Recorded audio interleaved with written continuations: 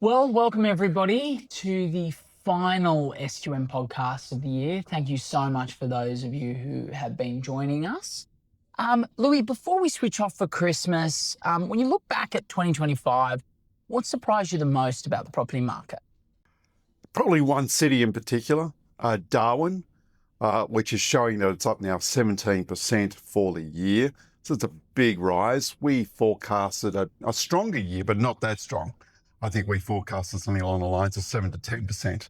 So it's really moved up, and that's a combination of an improving economy and some key projects which have been done, plus a Northern Territory government that's had a little bit more money to spend. Helping the underlying economy, plus affordability. I think those factors drove the prices up. Now, Darwin had been languishing for some years. So the flip side of that was that affordability was improving each year as housing prices went nowhere. So it's been a rather good time for first-time buyers. But yeah, up 17% for the year, that's a big rise. Fantastic. And what's one property myth that we feel has kind of refused to die throughout 2025? Oh, I'm not so sure that there's been a myth that's refused to die, but I recall this time last year that there was speculation that we might see an interest rate rise in 2025. It certainly wasn't ruled out, but there was speculation of it. And I find it interesting now we're finishing the year off and there's further speculation of an interest rate rise, albeit it's stronger speculation right now compared to what we had last year. I, for one, don't think there'll be a rate rise, but hey, I don't know the future for sure. So there could be, but I think overall, when you look at what caused the elevated number in the CPI, it was definitely energy prices, particularly electricity prices and the rebates coming off the electricity prices. That will wash through the CPI numbers as time goes on, and it should stabilise. And if it does stabilise, I will take the view and hold the view that we won't see a rate rise after all next year. Fantastic. Now, when we look at this year, and obviously particularly around our predictions and predicting into the future, which indicators did we sort of most rely on this year, and which ones have been the most reliable? I think the stock on market numbers, monthly stock on market numbers, have been very good as an indicator for the cities of Perth in terms of its outperformance. Brisbane as well. So that measure's been a pretty good leading indicator in terms of what those two markets were doing. Auction clearance rates in Sydney and Melbourne have been a reliable indicator overall, except that in the later part of 2025, they started to weaken a bit. And that may be as a result of seasonality. Generally, you see auction clearance rates fall as you get towards Christmas. They've fallen a little bit more than normal, which might suggest a slowdown is happening in our two largest capital cities as we enter into 2026. But I've always found, Sam, from year in, year out, that auction clearance rates and stock on market, they are the two best indicators and most timely indicators in terms of what the housing market's doing. Perfect. Was there anything in the data that caught you off guard? Well, as mentioned, I think the Darwin market doing as strong as it did probably caught us off guard. There's been no question about that. And as mentioned before, having the clearance rates in Sydney and Melbourne suddenly weaken off in the most recent weeks, we weren't expecting that type of weakness to come through. We thought the market was a little bit stronger than that, but it is showing, Sydney and Melbourne, maybe at the end of the year, there's been a little bit of a slowdown, but I don't think we'll really know for sure until we see the opening of the market again after Australia Day. Now, when we say slowdown, those two markets still recorded price growth in 2025 in the order of about 4 to 6%. And we think that it'll be roughly about the same number for 2026. Now, moving over to the rents kind of stayed relatively high for many Australians. What did the rent data really show us in 2025? So overall, the rental increases amounted to about 5 to 6% nationwide. So a bit above the inflation rate. No rental falls really being recorded anywhere. So it was a market that was still relatively favouring landlords, arguably not as much as what we've seen in recent years, but the rent still rose. And our view is next year we'll see some moderation in rental growth, but unlikely to see rental falls again. So we're thinking 2 to 4% for next year as a national number, with perhaps Perth, Brisbane and Darwin recording stronger rental growth. One of the reasons why we think things are going to temper a little bit is that we're anticipating a little bit of a slowdown in international migration towards Australia, and at the same time, dwelling completion should rise based on the pipeline we can see to circa 180,000 dwellings. If we're right about that, that means it'll be a little bit more of a balance between supply and underlying demand in 2026. Which we've spoken about in previous videos. That is correct, yeah. Now, people often assume the market shuts down over the Christmas period.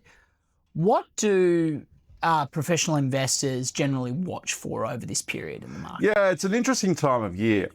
So for the capital cities of Melbourne, Sydney, Brisbane to an extent, Adelaide to an extent, Perth to an extent, Hobart, you do see a hiatus period where you don't see a lot of buyers or sellers in the market. A lot of real estate agents take time out, and so activity slows.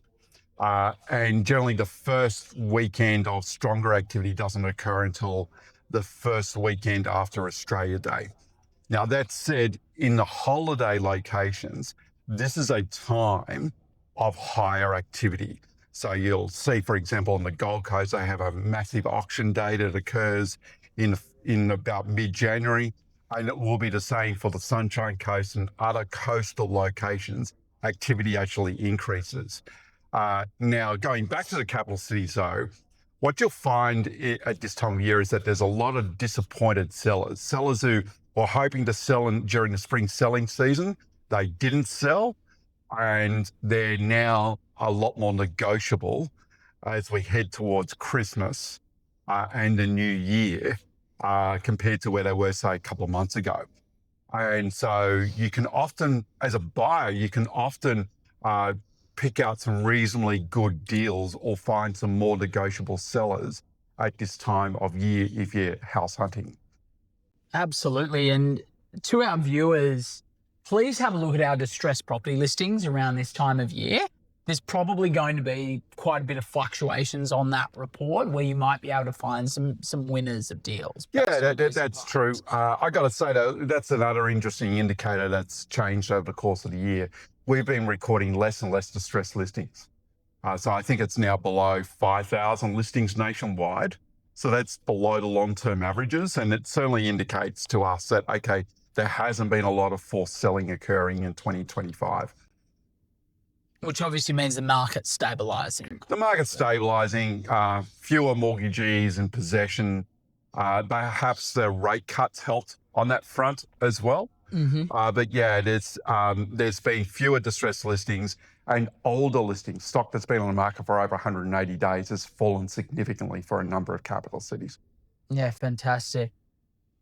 Now, are there any early signs in, say, January and February that a year is going to be strong or weak? Quite honestly, Sam, we won't know until we get to that first weekend of Australia Day.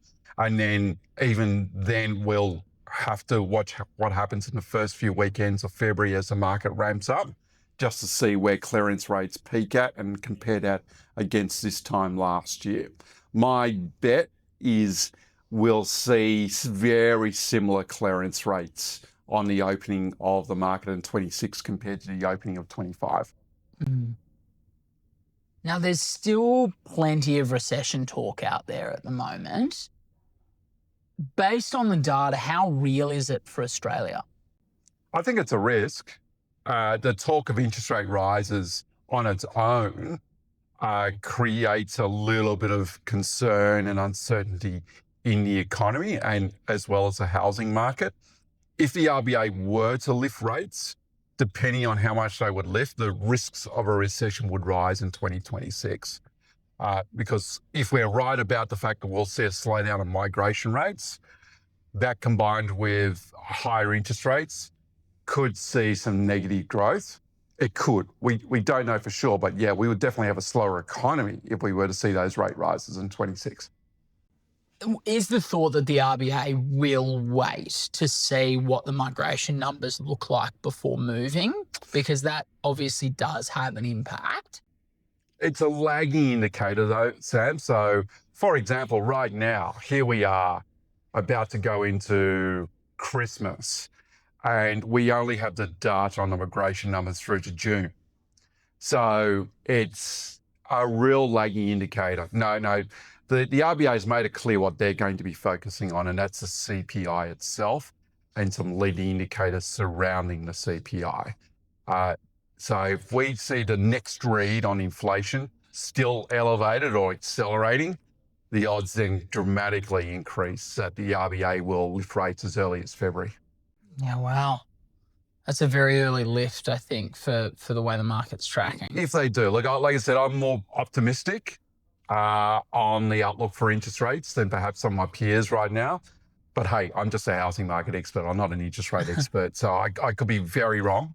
But I am just very conscious of what's been washing through the CPI numbers in the form of those elevated electricity prices. Absolutely. Now, if you had to name one chart or metric that people should watch in 2026, what would that be and why?